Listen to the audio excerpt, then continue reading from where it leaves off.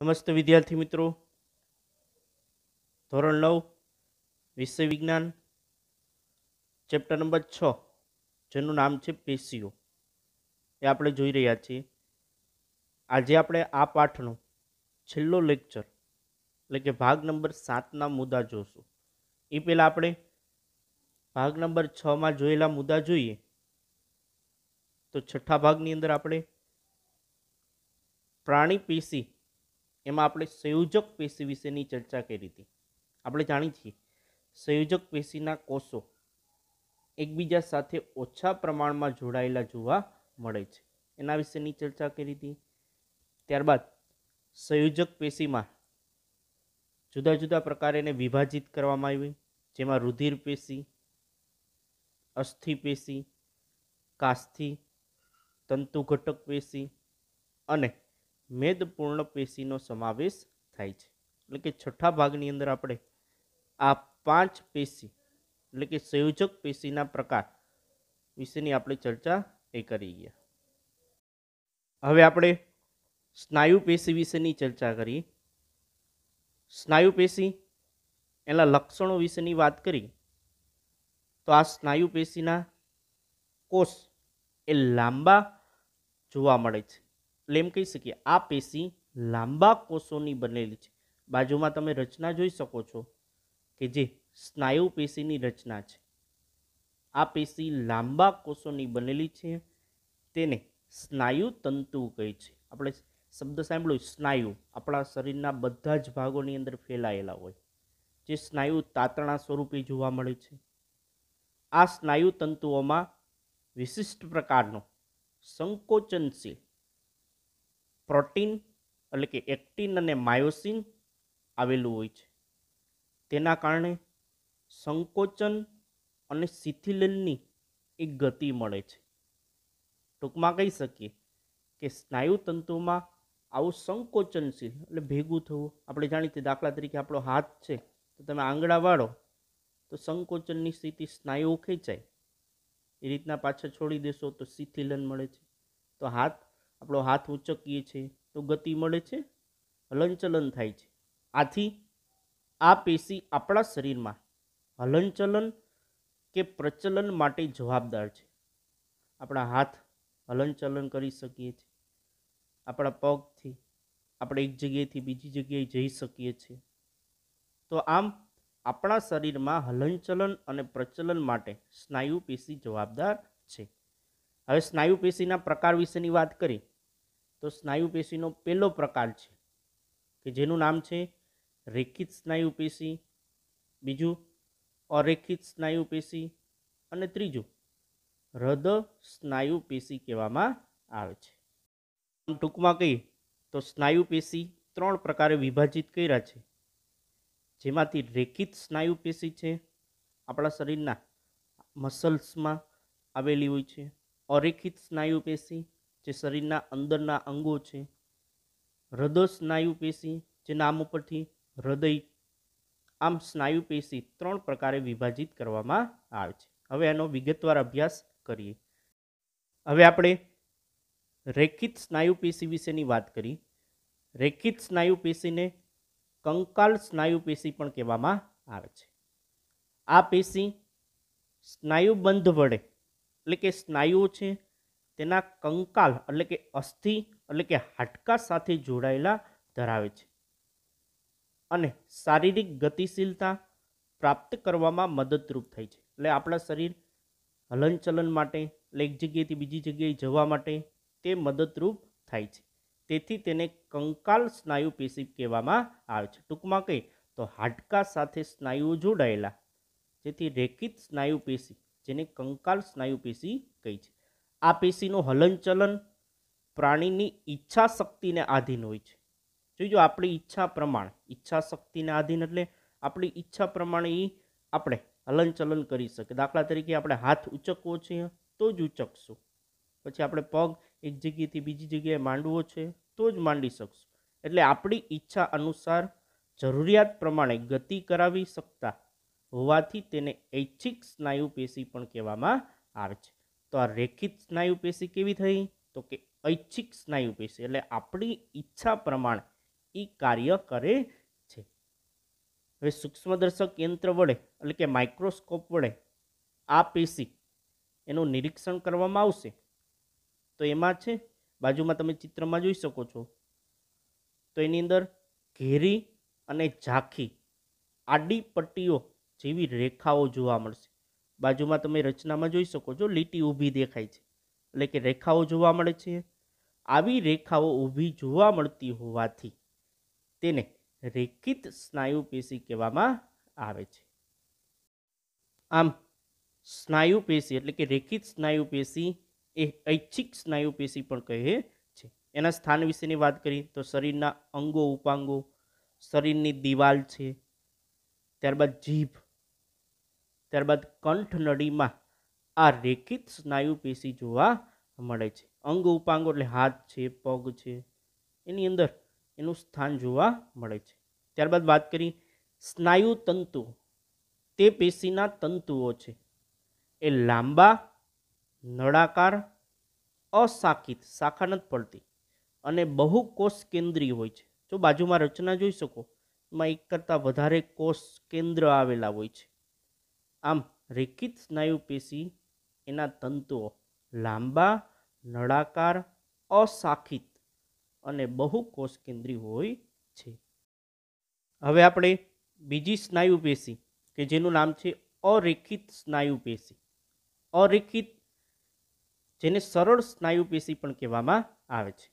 ચલો એના સ્થાન વિશેની વાત કરી તો જે આપણી આંખ છે એમાં કીકી, પછી મૂત્રવાહિનીમાં, ફેફસાની શ્વાસ વાહિનીઓમાં, ત્યારબાદ અન્નનળીમાં અને રુધિર વાહિનીની દિવાલની અંદર આ સરળ સ્નાયુ પેશી જોવા મળે છે.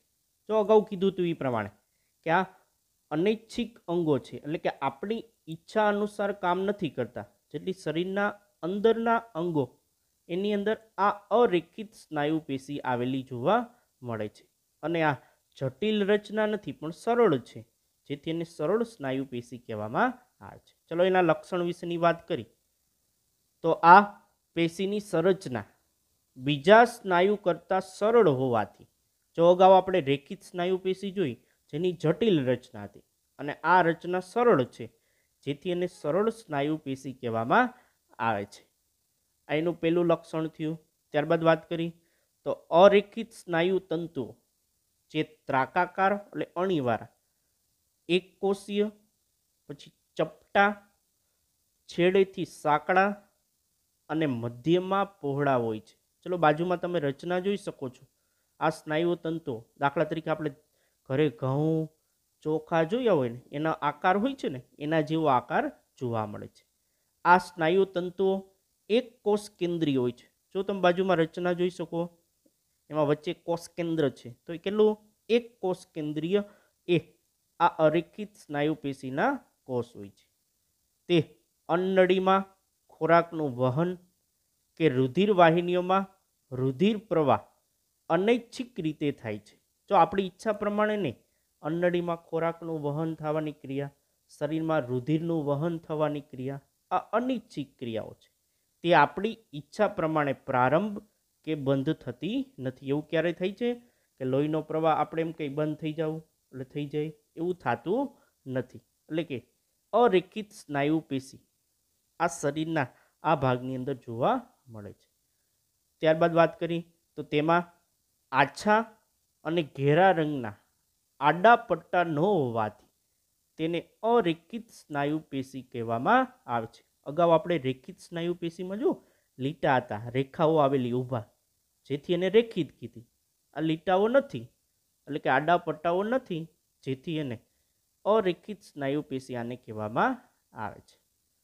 ચલો આમ બીજું લક્ષણ વાત કરી અરેખિત સ્નાયુ પેશી આવી ગતિ કે વહનશીલતાનું નિયંત્રણ કરે છે, તેથી તેને અનિચ્છિક સ્નાયુ પેશી પણ કહેવામાં આવે છે. જો અગાઉ વાત કરી કે આ શરીરના અંદરના આવેલા અંગો છે જે અરેખિત સ્નાયુ પેશીના બનેલા હોય છે, જેથી એ આપણી ઈચ્છા અનુસાર કામ કરતા નથી, જેથી તે ગતિ અને વહનશીલતાનું નિયંત્રણ કરે છે, તેથી તેને અનૈચ્છિક સ્નાયુ પેશી પણ કહેવામાં આવે છે. હવે આપણે ત્રીજી સ્નાયુ પેશી જેનું નામ છે હૃદય સ્નાયુ પેશી. નામ ઉપરથી હૃદય એટલે હૃદયની દિવાલમાં જોવા મળતી સ્નાયુ પેશી. એની વ્યાખ્યા કઈ? તો હૃદયના સ્નાયુઓ જીવન પર્યત એટલે આપણો જન્મ થાય તે પહેલાં જ ગર્ભાશયમાં એ હૃદયનો ઉછેર થઈ ગયો, ત્યાંથી આપણા સમગ્ર જીવન દરમિયાન તે લયબંધ રીતે સંકોચન અને શિથિલીન કરતા હોય છે. આ અનૈચ્છિક પેશીને હૃદય સ્નાયુ પેશી કહેવામાં આવે છે. એટલે કે આપણા શરીરમાં આવેલી આ હૃદય કે જે લયબંધ રીતે સંકોચન અને શિથિલન થાય છે. એના લક્ષણની વાત કરી તો તે અનૈચ્છિક સ્નાયુ પેશી છે, જે આપણી ઈચ્છા પ્રમાણે હૃદય બંધ થઈને ચાલુ થાય એવું જાતું નથી. અનૈચ્છિક છે, પોતાની રીતના પોતાની ઈચ્છા પ્રમાણે. સ્નાયુ તંતુઓ નળાકાર, શાખિત અને એક કોષ કેન્દ્રી હોય છે. તમે બાજુમાં રચનામાં જોઈ શકો છો કે તે નળાકાર સ્વરૂપે, શાખિત જો શાખા લીટી જે જોવા મળે છે, તેની અંદર એક કોષ કેન્દ્ર એની અંદર જોવા મળે છે. આમ આપણે કહી શકીએ અનૈચ્છિક સ્નાયુ પેશી કે જે હૃદય સ્નાયુ પેશી અનૈચ્છિક છે, તે જીવન પર્યપ્ત કે જન્મથી લઈને મૃત્યુ સુધી આખું જીવન એટલે કે આપણા આખા જીવન દરમિયાન હૃદય સંકોચન અને શિથિલીન કરે છે. એટલે ટૂંકમાં કહી શકીએ આપણા શરીરમાં હૃદય છે ને એ આપણે જાણીએ છીએ પમ્પિંગનું કાર્ય કરે છે, રુધિર દબાણપૂર્વક આગળ ધકેલવાનું કાર્ય કરે છે. શરીરના દરેક અંગોમાં ઓક્સિજનયુક્ત રુધિરનું વહન કરવાનું કાર્ય એ હૃદય કરે છે. જેથી આ હૃદય સ્નાયુ પેશી છે એ હૃદયની દિવાલમાં આવેલી જોવા મળે છે, કે જેથી એક જગ્યાએથી બીજી જગ્યાએ રુધિરના વહન માટે મદદરૂપ કરે છે. તેના કાર્યની વાત કરી તો હૃદયના સ્નાયુઓ જીવન પર્યત એટલે કીધું જન્મથી લઈને આખા જીવન દરમિયાન લયબંધ રીતે સંકોચન અને શિથિલીન કરતા રહી હૃદયના રુધિર પંપ તરીકે કામગીરી માટે મદદરૂપ કરે છે. જો આપણે થોડી ઘણી માહિતી જાણી છીએ કે હૃદય 4 ખંડનું બનેલું છે, કે જે એની અંદરની દિવાલો હોય છે ને, તો દિવાલમાં ઉપર કર્ણક અને છેપક નીચે હોય છે. તો કર્ણકની દિવાલ પાતળી હોય છે, છેપકની દિવાલ જાડી હોય છે. તો કર્ણકમાંથી રુધિર છે ને એ છેપકની અંદર આવે છે. તો એ છેપકની અંદર રુધિર આવશે, તો એ રુધિર પછી એ ઓક્સિજનયુક્ત રુધિર હોય તો શરીરના દરેક અંગો સુધી વહન થાય છે. જો કાર્બન ડાયોક્સાઇડ યુક્ત રુધિર હોય ને તો પાછું ફેફસામાં શુદ્ધ થવા માટે થાય છે. આમ હૃદય એની અંદર રુધિર પમ્પિંગની કામગીરી કરવામાં આવે છે. આમ આપણે ટૂંકમાં કહી શકીએ કે હૃદય સ્નાયુ પેશી છે જે અનૈચ્છિક સ્નાયુ પેશી, જે હૃદયમાં રુધિર પંપ તરીકેની કામગીરી માટે મદદરૂપ થાય છે. હવે આપણે આ સ્નાયુ પેશી જોઈ, ત્રણેય સ્નાયુ પેશી, એની આપણે તુલના કમ્પેરિઝન કરી તો એક તફાવત સ્વરૂપે પણ પૂછાય.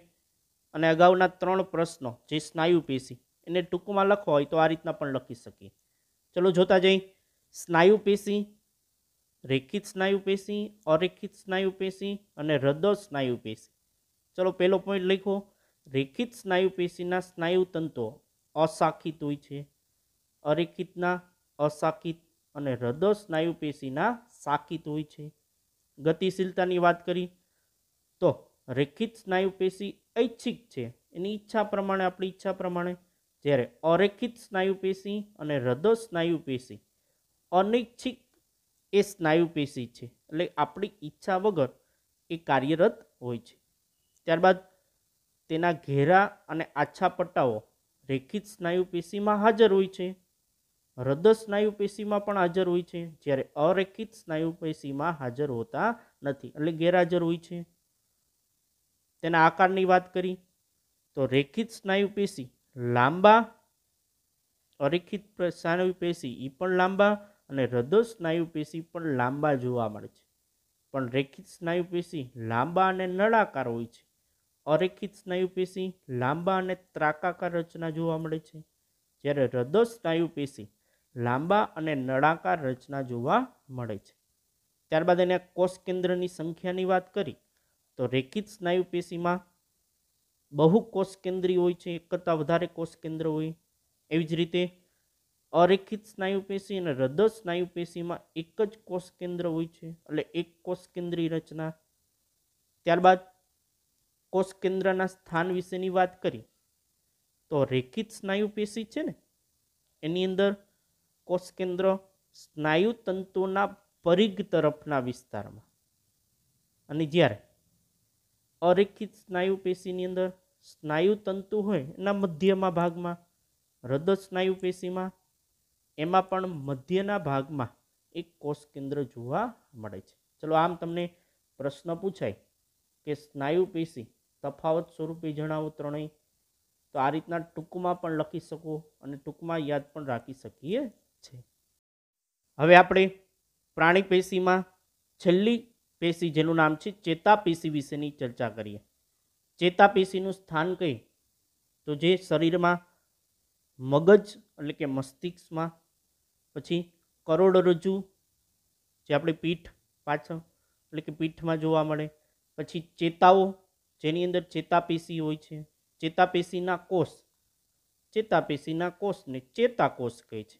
જો બાજુમાં તમે રચના જોઈ શકો, જે એક ચેતાકોષની રચના જોવા મળે છે. જો ચેતાકોષનો ચોક્કસ આકાર હોય છે, ચેતાકોષની રચનામાં એટલે કે આ ચેતાકોષમાં જો વચ્ચે નાનકડું ટપકું જેને કોષ કેન્દ્ર કહેવામાં આવે છે, કોષ કેન્દ્રની ફરતે જે રસવાળો વિસ્તાર છે જેને કોષ રસ કહેવામાં આવે છે, આ કોષ ચેતાકોષ છે, જેથી એને ચેતા રસ પણ કહેવામાં આવે છે.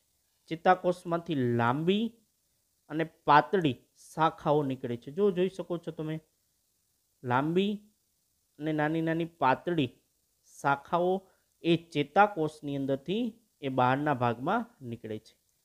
આ વાત થઈ ચેતાપેશીના સ્થાન, એની રચના વિશે. હવે ચેતાકોષના પ્રવર્ધ જે આપણે શાખાઓ કીધી ને કે પાતળી અને લાંબી શાખાઓ જેની રચના દર્શાવેલી છે. જો ચેતાકોષ ચોક્કસ આકારેનો હોય છે, જેમાં આપણે અક્ષ તંતુઓ, જો અક્ષ એટલે ધરી જે મોટી અને મજબૂત હોય છે. જો ચેતાકોષનો લાંબો પ્રવર્ધ, તો જો બાજુમાં ચિત્રમાં જોઈ શકો, લાંબી રચના જેને અક્ષ તંતુ કહેવાય. પછી શિખા તંતુ, ચેતાકોષના ખૂબ જ નાની નાની શાખાઓ, જો કોષ કેન્દ્ર એની ફરતે કોષ રસ છે, એમાંથી નીકળતી શાખાઓ જેને શિખા તંતુઓ કહેવામાં આવે છે. ટૂંકમાં કહી શકીએ નાની શાખાઓના પ્રવર્ધ જેને શિખા તંતુ, લાંબા પ્રવર્ધ જેને અક્ષ તંતુ કહેવામાં આવે છે. ચેતાકોષની લંબાઈ આશરે એ 1 મીટર જેટલી લંબાઈ ધરાવતો હોય છે. પરીક્ષામાં પ્રશ્ન પૂછાય કે ચેતાકોષ આશરે કેટલા મીટરની લંબાઈ ધરાવતો, તો કે 1 મીટર લંબાઈ ધરાવતો હોઈ શકે છે. ચેતાકોષનું નિર્માણની વાત કરી તો ઘણા ચેતાકોષના ચેતાતંતુઓ, જો આ ચેતાતંતુઓ જે આપણે જાણીએ છીએ અક્ષ તંતુઓ, એનો સંયોજક પેશી દ્વારા સંકળાઈને ચેતાનું નિર્માણ કરે છે. આ ચેતાપેશી એટલે કે આ ચેતાકોષની રચનાની વાત કરી તો આ રીતના નિર્માણ થાય છે. એના કાર્યની વાત કરી, જે આપણા શરીરની અંદર ચેતાપેશીના કોષો ખૂબ જ ત્વરિત ઉત્તેજિત થઈ, જો ખૂબ જ ઝડપથી એ ઉત્તેજિત થઈ, આ ઉત્તેજના ખૂબ જ ઝડપથી શરીરના એક જગ્યાએથી બીજી જગ્યા સુધી વહન કરે છે. જો કઈ રીતના, દાખલા તરીકે આપણે કોઈ ગરમ તપેલી છે, તેને ભૂલથી હાથ અડાઈ ગયો તો તરત જ આપણો હાથ પાછો ખેંચાઈ જાય છે. તો એ શું થયું, આપણા શરીરમાં હાથ એટલે કે આંગળી એટલે કે ચામડીની અંદર આવેલા ચેતાકોષો, જે સંવેદી ચેતાકોષો હોય, જે સ્પર્શની સંવેદના અનુભવતા હોય, એ ગરમ વસ્તુને અડે તરત જ એ ચેતાકોષ મારફતે, એક ચેતાકોષથી બીજા ચેતાકોષ મારફતે સંદેશાનો, વીજ સંદેશાનું વહન થઈ અને મગજ સુધી સંદેશો પહોંચાડે, અને મગજ એ સંદેશાનો એ પુનરાવર્તન કરી એટલે એ હાથ પાછો ખેંચવાની પ્રતિક્રિયા આપે છે. આમ ટૂંકમાં કહી શકીએ કે એક ચેતાકોષ બીજા ચેતાકોષ સાથે જોડાયેલા હોય છે અને શરીરમાં એક જગ્યાએથી બીજી જગ્યાએ સંદેશાનું વહન કરવાનું કાર્ય આ ચેતાકોષ દ્વારા થાય છે. હવે આપણે અહીં ચેપ્ટરના બધી જ પેશી વિશેનો આપણે અભ્યાસ પૂર્ણ કર્યો કે વનસ્પતિ પેશી અને પ્રાણી પેશી વિશેનો અભ્યાસ અહીંયા પૂર્ણ થાય છે. છેલ્લે તફાવત જોઈ તો આ પાઠના લેક્ચરને આધારે તફાવત વર્ધનશીલ પેશી અને સ્થાયી પેશીનો આ તફાવત દર્શાવેલો છે. ત્યારબાદ બીજો તફાવત જોઈ તો રેખિત સ્નાયુ પેશી અને અરેખિત સ્નાયુ પેશી, જેનો તફાવત નીચે તમને 4 મુદ્દા આપેલા છે. ત્યારબાદ અસ્થિ અને કાસ્થિ, આના વિશેનો તફાવત પૂછે. પછી જલવાહક પેશી અને અન્નવાહક પેશી, પાણી અને ખોરાકના વહન માટે વનસ્પતિની અંદર પેશી, એનો તફાવત. અહીં આપણું ચેપ્ટર કમ્પ્લીટ પૂર્ણ થાય છે. ધન્યવાદ.